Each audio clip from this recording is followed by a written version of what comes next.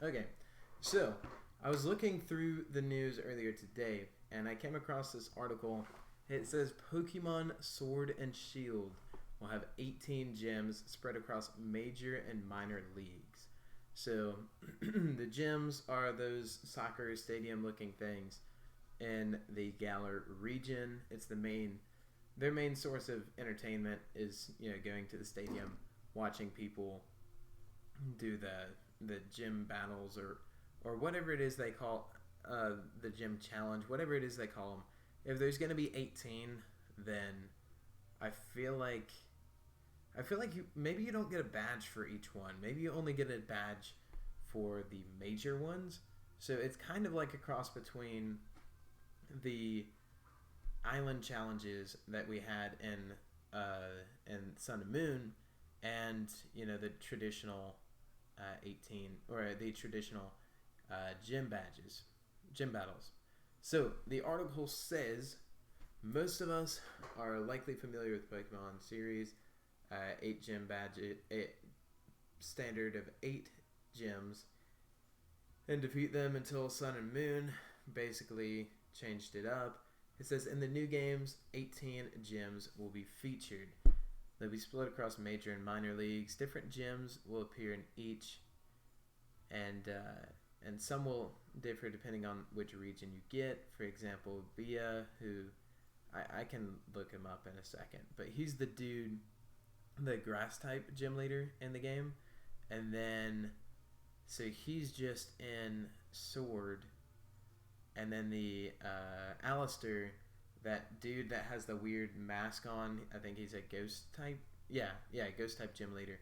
He's only in Pokemon Shield. And let's see, what else does it say? Let me just double check right here. Hey, hold on. Let me go ahead and make it to where this is over at the. Hold on. Let me go ahead and fix this while I have a second, because I know that it's going to bother me when I go back and watch. Alright, so no, that's not the right thing to do. What the right thing to do is to go to. Sorry, I should have been more prepared. But like I said, I'm not able to really look at the chat unless I do it this way.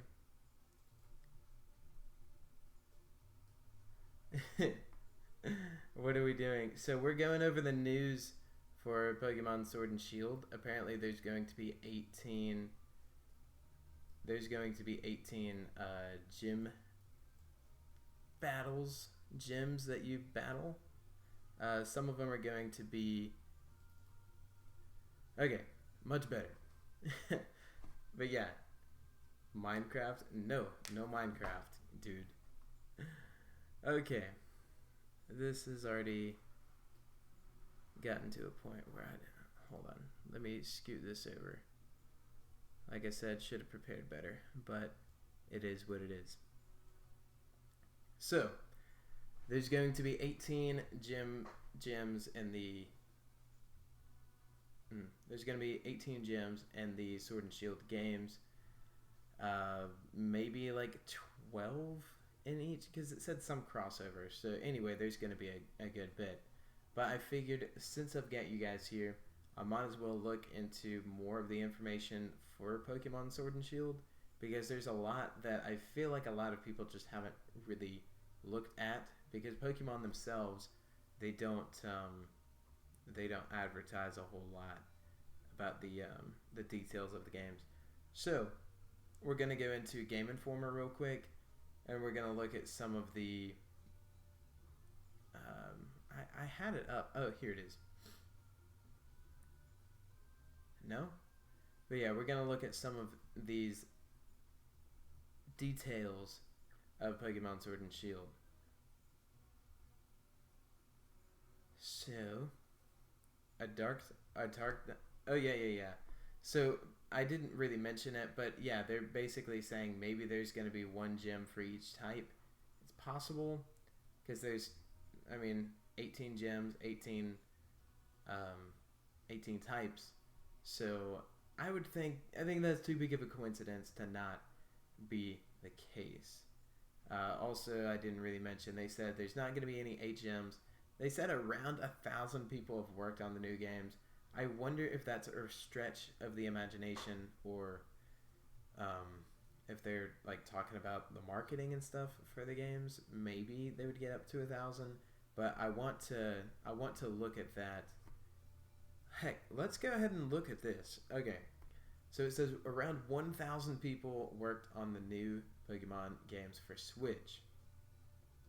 Pokemon Sword and Shield might not include every pocket monster, but that doesn't necessarily mean it's a small game. In fact, it's such a big project, 1,000 people have 1,000 people were reportedly involved in its development. Okay, so that's not really the marketing, that's the development? Huh. It says how the core team who developed Sun and Moon games on the 3DS had since doubled, adding this was outsourced and external partners as well as sizable marketing department. Okay, so they are talking about the marketing. The localization teams in each region also increased the total figure. Despite all of the extra people contributing to the project, producer Junichi Masuda explained how the team decided to prioritize new gameplay ideas to enjoy the game rather than spend time adding every pocket monster in the history of the series to the new series. So that ticks me off a little bit, because I still think if you have 1,000 people all working together, I mean, how much longer would it take to add the Pokemon in if you have 1,000 people working towards it?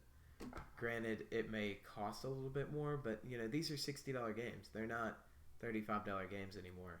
I think you should be able to add all the Pokemon to it. Maybe give it another, I don't know, give it another couple months. It's not going to take that long when you have that large of a group of people working on a game. So that was a relatively short article.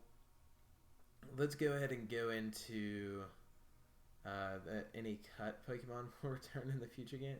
Oh, okay.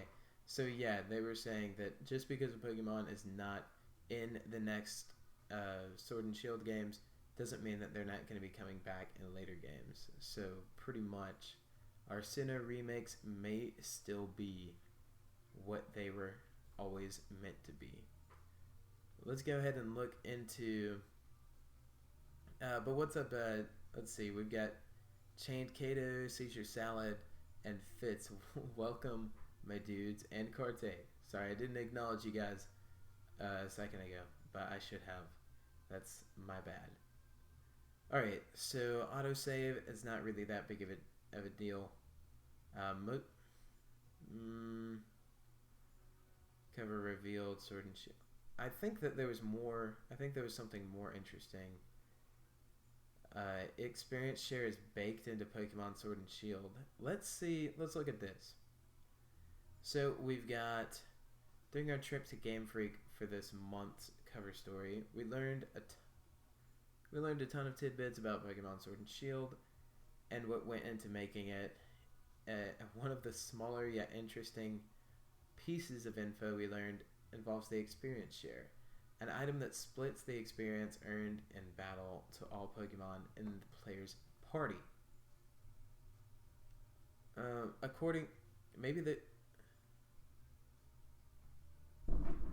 Maybe this should have been a video. Also, you're way too quiet. You can't hear me? Okay, hold on. Wyatt. Maybe it should have been a video, but I didn't have time to edit it. So, sorry, but I don't understand why. Because this is the same microphone that I've been using. Anyway, so I'm going to read through a couple more articles just so we're all up to speed. I see. Yeah, I don't know why it's like that. But I wanted to go ahead and get this information out because news goes so quickly. What do we also have? According to Shigeru Omori, Pokemon Sword and Shield does away with this item. However, when we followed up with Omori about whether that means we need to train up each individual Pokemon, he confirmed that every Pokemon in your party gets equal experience automatically as you progress through the game. So you don't even need an experience share anymore. That's interesting. I hope that it's not as overpowered as it is in Pokemon X and Y. I kind of like the way that it is in Sword and Shield, where you get a decent amount of experience points, but you still kind of have to grind a little bit. It's just that you don't have to grind for an hour after you beat a gym or two. So, because usually you can only grinding will only get you through maybe 2 gyms max, at least in the older games. Because yeah, it just gets a little bit too tedious after a little bit. And actually, Moon Fusion, what I'm going to do is I'm going to break these up into actual videos, but I wanted to go ahead and get all the content out, and then I'll do highlights and make them into actual videos. It's just a little bit of an experiment that I'm doing. All right, so I think we'll look at autosave, and then I think we'll probably pretty much be done. All right, so normally after you perform a trade, you don't need to stop and save. Let's see. But instead, Game Freak figured out a way to incorporate seamless saves into the wild area. When you connect with them to actually trade or do some kind of interaction, it then seamlessly switches to a synchronous connection, Omari says. It's also saving in the background, which is something we previously didn't do, so that there's quite a bit going on there that is represented in the wild area. So I think it's after you catch a Pokemon, probably, it saves. Let's look at this again. At the mention of saving in the background, I asked Omori if that happens throughout the rest of the game, or if that's restricted to the wild area. It's a new feature that we're implementing, full autosave functionality.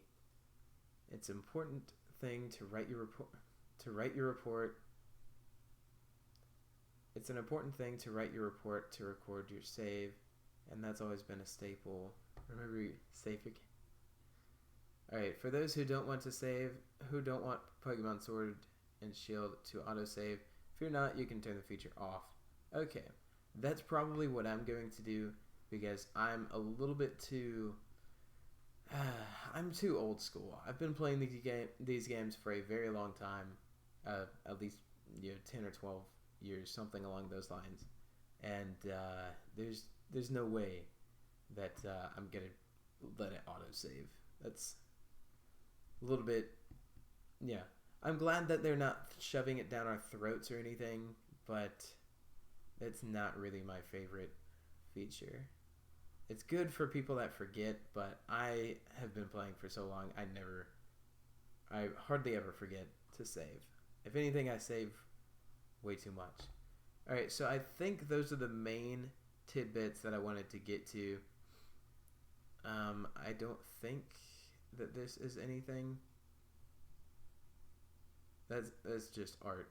Alright, so those are all the articles. I just saw a good bit of articles that I wanted to look through. Maybe I think we'll look through this one more, and we're done. That's literally all of the articles, just so we can go ahead and get this one out of the way. So they're introducing max raid battles. They're cooperative battles, but following Pokemon Go's implementation of co-op raids. So basically, they just got it from Pokemon Go. He likes the idea of not having to be a hardcore battler to enjoy these raid encounters. Said you shouldn't expect to walk right in and take down the highest ranked beasts. I think some of them are going to be pretty difficult. I think it's going to have a kind of difficulty that we haven't seen in a lot of main series Pokemon games until now. So is it going to be harder than Ultra Necrozma? What else is a really tough battle? Tougher than the Cynthia battle? We'll see. Um, much like they're represented by a ranking system, blah blah blah. So they're ranked by stars. Even for me, a seasoned Pokemon player, even if I go to a 5-star max raid battles, I can definitely run into situations where I'm not able to win. We'll learn how difficult they are November 15th. So I think it's pretty much going to be a copy and paste of how it is in Pokemon Go, because some raid battles are like, I don't know if they go like 1-star to 3-star, or if they go up to 5. I can't remember, but I just know the higher ranked ones, like the top 2 tiers, you can't, like, there's no way that you can win by yourself. That's just kind of how it is. So I'm not really surprised by this. I'm glad that it's not super easy to do it, but I'm also not surprised because even an easy game like Pokemon Go makes the raid battles difficult. Alright, so those are all the main articles that I wanted to get through. If you guys enjoyed, feel free to leave a like. I will be live streaming Link's Awakening tonight around 10:30 p.m. Central, and then after that I will be going back to playing Pokemon Mystery Dungeon Explorers of Sky. So I'll play that. What's today?